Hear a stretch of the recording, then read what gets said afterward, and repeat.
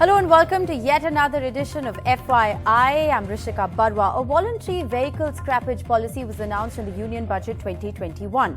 The government says that the new policy would lead to over 50 lakh private vehicles and 34 lakh commercial vehicles being phased out if they fail a fitness test. According to the Road Transport and Highways Minister Nitin Gadkari, this is a policy that will lead to new investment and will also generate jobs. But on FYI today, we will look at what this new policy means for you. What is it that you need to do next? Is your car eligible to be on the road? And why has this policy really been enacted in the first place? So let's really start at the beginning. What is the new policy? That's the question that many of our viewers have actually asked. The car scrappage policy, well, for starters, is voluntary, at least for now. One doesn't know if that changes in the future. For private vehicles, the age limit has been increased from 15 to 20 years. For commercial vehicles, the age limit is 15 years. So what does this mean? Private vehicles older than 20 years need to undergo a fitness test in order to determine whether they can be on the road or not. For commercial vehicles, they need to undergo this fitness test after 15 years. The fitness test will determine if your car can be on the road or whether it needs to be scrapped. Now, well, why has this been done? That's the other big question. Why do we need this policy in the first place? The government says that this is a policy that will bring down vehicular pollution. It will improve the air quality. The government also says that this is a policy that is aimed at reducing fuel consumption because remember, newer cars come with newer technology with better average mileage that will actually reduce fuel consumption. It's also done in a bid to phase out old technology that compromises passenger safety. The government also says that this is a policy that will help in recycling steel, plastic and copper. It will also give a much needed boost to the auto sector because the government believes that this is a policy that will actually increase vehicle sales. Remember, if your car is being scrapped after a certain age limit, you are going to be forced to purchase a new vehicle. Now, the policy is also aimed at bringing fresh investment and generating jobs. But as promised on FYI, we will look at what this policy means for you. We look to answer some of those big questions. Joining us on the broadcast, Siddharth Patankar, editor, Auto NDTV Group and head of the automobile program from Bangalore. We have Naveen Soni, Senior Vice President, Sales and Marketing, Toyota Motors. We have Vinkesh Gulati, the President of the Federation of Auto Dealers Association, Vimlendu Jha, noted environmentalist, and Umesh Hora, the CEO of Used Car Dekho Group. Thank you all very much for being with us. Siddharth Patankar, I want to begin by asking you, what do you make of this policy? It's a voluntary policy for now. What does this mean for car owners? Because 20 years for private vehicles is quite an age limit. Rishika, thanks. I have to say that there are lots of layers to this. And firstly, this policy has been a long time coming. So we've really been waiting for this for the longest time. And within that, why I said there are so many layers is because when you categorize private vehicles, the reason for the confusion in the past has been that, a car that is old could simply be a car that's been used for a long time, or it could have a vintage value. It could be a heritage, sort of vehicle as well. And that's where there was a lot of gray area, and that's where a lot of the old collectors and, some of the archivists were actually trying to say that, look, we need clarity on how this can be taken forward so that you don't just have one rule for all. So there seems to be more clarity on that front, at least now, the fact that you can have older vehicles being re-registered, though at a much higher cost. And that's fair because there's also a fitness certificate involved. And then don't forget that vehicles that aren't registered can still be displayed, but they can't be driven legally on roads. So There are those aspects to the heritage part of it. But from a consumer perspective, I think it's the tenets of the policy, the actual policy itself that we are still awaiting in terms of finding out two things. One, what is the actual procedure going to be for me as an individual buyer or for a new vehicle if I have to scrap my old one? And then also, what incentive do I get for doing that? Every country that has a scrappage policy always offers an incentive coupon of some kind of a discount for buying a new vehicle. And that's what the consumer will really want to know. Rishika. Right. And in fact, we're putting out a list of some of the other countries that already follow this policy. But in terms of a fitness test, Siddharth, can you explain to our viewers what is it? What is the kind of examination that your vehicle will have to go through in order to determine whether it's eligible to be on the road or not? Well, of course, and this is where the environmental question comes in, right? I mean, that is one of the driving factors behind this for the government in any case. And so it will simply be about whether it is roadworthy from an environment perspective. Remember, we have some pretty tight emission norms. So it will come down to a question of the fitness of the vehicle in terms of being able to operate within those norms to make sure that it's not a polluting vehicle and that there is no danger in terms of safety as well that it might sort of signify to others on the road. So that's what the fitness test would entail. And the fitness test itself will, of course, be also carried out by an automated sort of a process, which means there would have to be certain centers or agencies around the country where you can take your vehicle and have that test done. And then depending on the age of the vehicle and whether or not you get that pass certificate, there would also be a certain implication of certain other taxes, because not only will your road tax be higher than a new vehicle, but you might also have something called a green tax that we're hearing about, Rishika. Right, very interesting. And all of this is there's a lot of questions still, but like you've been saying, the detailed policy is still awaited. So we will of course go through that fine print. But Vimlendu Jha, a lot has been said about the environmental angle to this policy. Do you buy into this argument that air pollution will be able to be curtailed if private vehicles above the age of 20 years need to undergo a fitness test and commercial vehicles above the age of 15 years need to undergo a fitness test? See, there's no confusion that vehicular pollution is one of the main reasons why Delhi's air or India's air in that sense is extremely toxic, because almost 30 to 35% of pollution load that we're talking about vis-a-vis air pollution, it's because of vehicles, and almost 70% of that load of 35% that we're talking about is because of private vehicles. So, of course, theoretically speaking, yes, vehicular pollution needs to be controlled and vehicles need to be managed. But I have some issue with this policy in the sense that it's great to really have a policy on paper, but we also need to historically look at the scrappage policy, the implementation of it, because it's not for the first time that whether it's the parliament or the courts have actually talked about scrapping of old vehicles, be it 10 years or 15 years and now 20 years. Because, just last month, Ministry of Environment and Forest was actually talking about 10 years and 15 years, and now this budget talks about 15 years and 20 years respectively vis-a-vis commercial and this thing.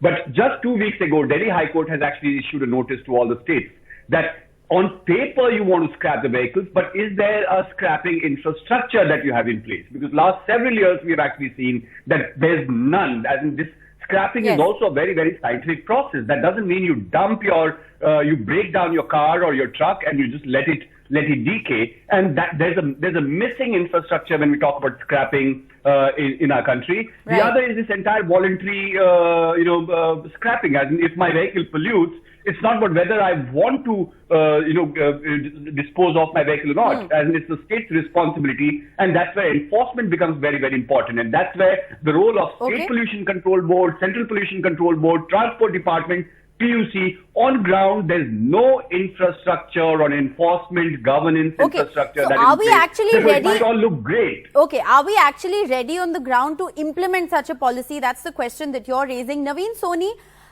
what's your take? Does the industry at the moment have a lot to celebrate, because the government claims that this will boost auto sales in a big way? Okay, I think at first we should put things in perspective. I think you've said this. There are two policy announcements the government has made. One is made by the Ministry of Road Transport. One is by the Honorable Finance Minister during the budget speech. Now, these two have to be read in conjunction. Yes, the policy is not yet out. So I think the details of the policy, how it will be inspected, where it will be scrapped, what will be the benefit, etc., all that is up in the air. The main important thing is the intention of the government. And I think as an industry member, I laud the intent of the government to kind of take the older polluting vehicles. I'm not here to argue with Mr. Jha on the contribution of vehicles in the pollution, but yes, that's a fact that older vehicles have a greater propensity to pollute as compared to newer vehicles, which have higher standards of emission regulations, etc. So if older vehicles are going off the road, newer vehicles which have newer technologies are coming on the road, definitely it meets the objective of the government.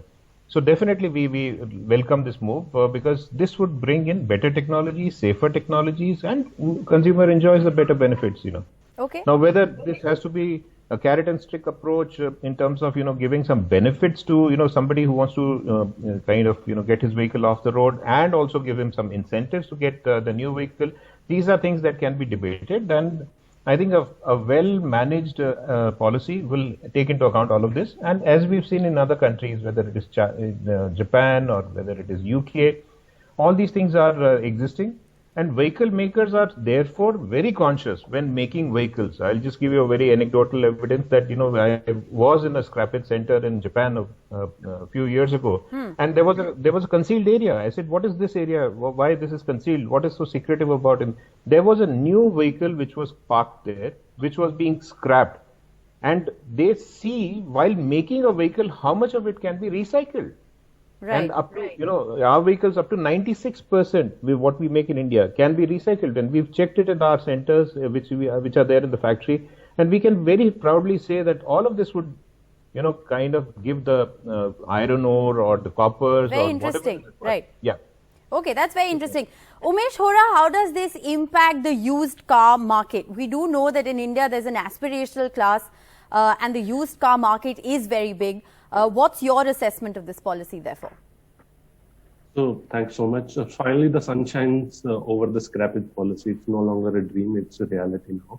So, from a used car perspective, I guess it will give boost to the entire industry, be it the new car, the used cars. And in our words, we are calling this as a fleet modernization scheme as against a scrappage scheme, putting a more of a positive connotation to it. In order for this to become very, very successful, we'll have to look at the details in the actual procedure and the policy. But one thing is really sure that you have to incentivize people. The incentive should be sufficient enough to encourage the participation, be it on the private side, be it on the commercial side, which would mean that you need to have a very sufficient scrapping infra, which does not exist as on date. And OEM participation has to be there for the collection of the scrapped vehicle to create that ease or the convenience for people to scrap their vehicle. IT systems will need to be strengthened to provide the deregistration online, and linking of all the scrapping centers have to be there all over the country, and the issuance of the scrap certificates. That unless you create the seamless experience, the participation will always be questionable. And I believe that this is a step in the right direction. Those details we will examine thoroughly. But I guess. But I just want to understand. I just want to understand from you, for those consumers who want to go out and purchase a second-hand vehicle, for instance, is this policy going to be a deterrent? Because now the shelf life of a second-hand vehicle, for instance, does get reduced.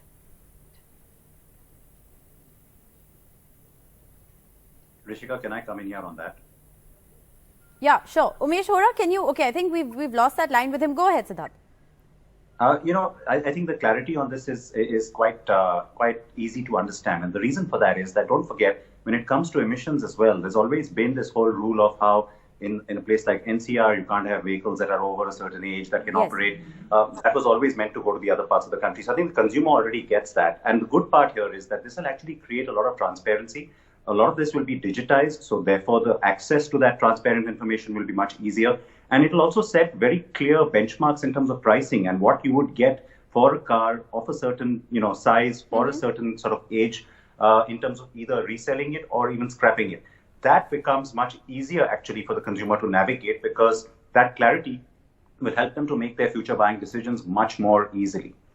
Right. Let me also get a word from Vinkesh Gulati. At the moment, this is a voluntary policy. There is no clarity yet on whether it's going to be made mandatory in the future. What's your take on this being a voluntary policy? How easy or difficult do you think it's going to be to enforce it, Mr. Gulati?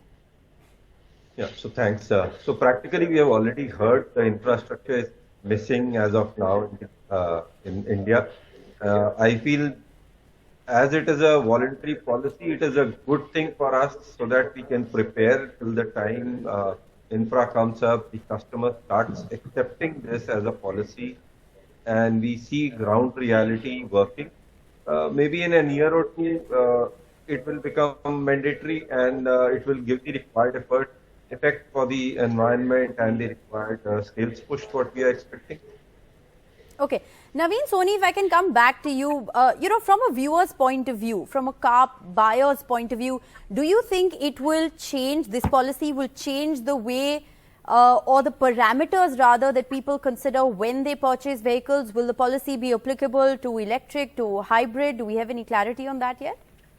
See, please understand that the policy has to take into account not the least common denominator, but the highest common denominator. That's right. What is the outline time limit that has been given? 20 years. In Delhi, you can't drive a car beyond, or in NCR rather, you can't drive a car even if it is petrol beyond 15 years as per the regulations currently, or diesel 10 years. So from that point of view, it has taken the maximum limit into account. And as the co-panelists are saying, yes, I think this is a broad policy to start with. I'm 100% sure that there is a long-term roadmap that is available somewhere in the files of the government offices, which will kind of, bring this tightening slowly. And that's where the impact will come in. And now to answer your question about whether the technologies would be, different kind of technologies would be, I think that is also, that may not be so much guided by this policy, but the other policies such as CAFE and other regulations, which will determine the kind of technologies get preference over others, both from the manufacturer side and as from the consumer side.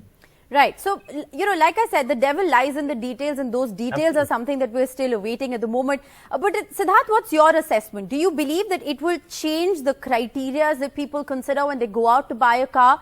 Will perhaps that paradigm shift towards electric and hybrid become more prominent with a policy like that coming into place?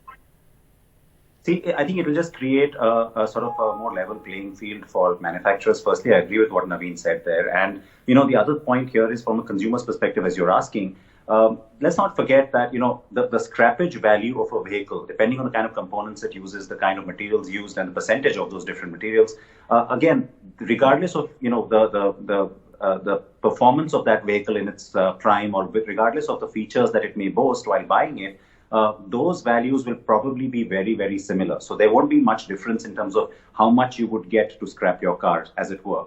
And the same would apply also to any kind of scrappage coupon or incentive that the government might afford in terms of buying or discounting towards a new vehicle. So I don't think that scrappage per se will change consumer buying behavior. But yes, there are certain other policies that are going to be sort of dovetailed into this. And as Naveen was saying, there could be so much more that could happen on the hybrid or the electric side. That will actually determine what they might end up sort of preferring to buy. But yes, the kind of timelines in which a consumer today operates, and the kind of assumption that they have in terms of when they will replace the vehicle, how they will replace the vehicle, I think that would just become a lot more streamlined. It's going to be, and that goes downstream, by the way, because like I said, this transparency will come in because it's all going to be digitized. Well, I will talk a little more about when should you actually dispose of your vehicle, or how should you be doing it now that this policy comes into place. I'll address those questions, but Vimlendu Jha, do you sort of agree that this policy might lead to a change in thought process, encourage greener technology to come in?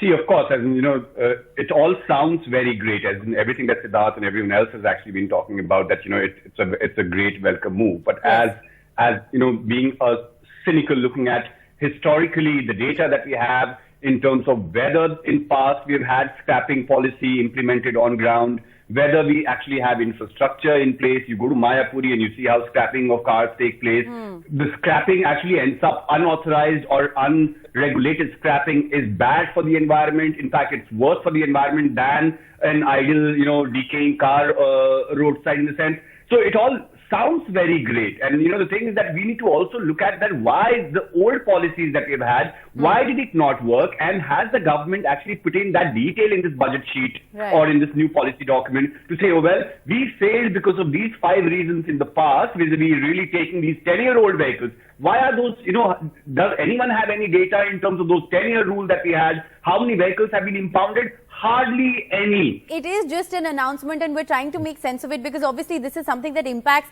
it impacts so many people across the country who are suddenly asking questions about, oh my God, is my car going to get scrapped? Is it eligible to be on the road?